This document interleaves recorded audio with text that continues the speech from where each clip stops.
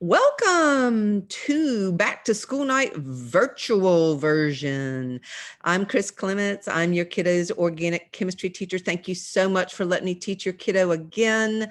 I love what I do and do what I love and have done so for 30 years. So I'm entering my 31st year of teaching, still blowing and going. And let's see, I put together a little PowerPoint for you so we can rip through that.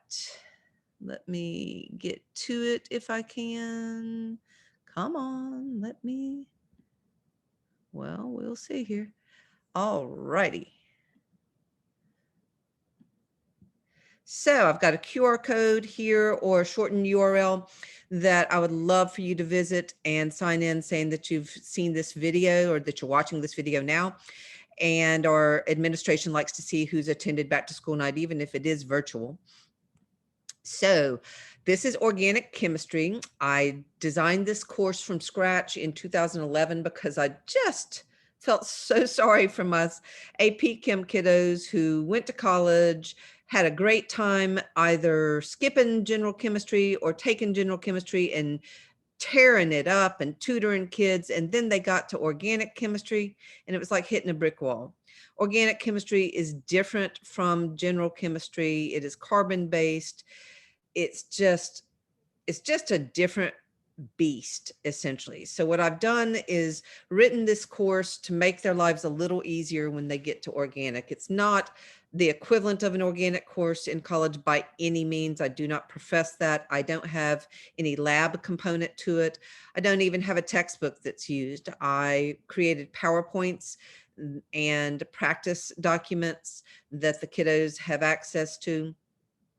Because there is no lab component to it, there is no lab fee, but I've suggested if they want their own model kit, they can buy a model kit. I've shown them the MollyMod kits that I have in my classroom. I've got probably 8 or 9 kits that kids have left over the years for your kiddos to use should they not want to buy their own, but they become helpful as we get into some different structural formulas of molecules. The first semester topics are listed here. We're currently in bonding and isomerism. We will wrap that up, about next week, early next week. And their first exam is in I believe the second Friday of September.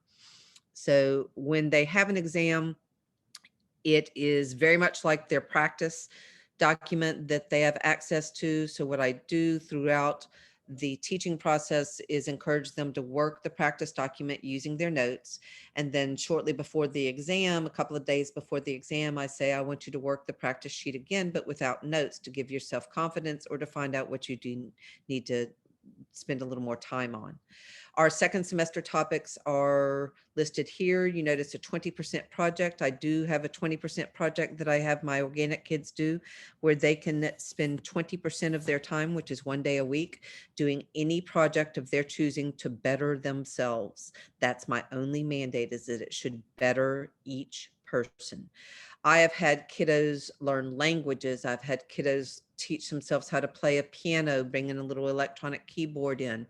I've had kiddos learn to knit, learn to crochet, learn to sew, learn to code, all kinds of things. So it is totally up to your kiddo as to what that project is.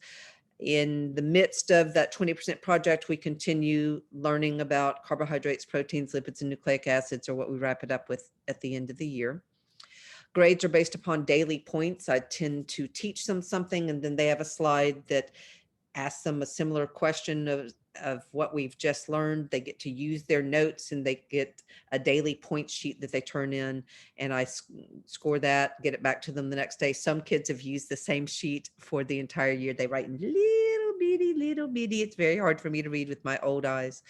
They will do some science news annotated bibliographies or any other science-y journal that they can find that has organic chemistry in it. I'm going to just encourage them to look for some organic chemistry in the news. And then their exams that are at the end of each of those units that I showed you earlier.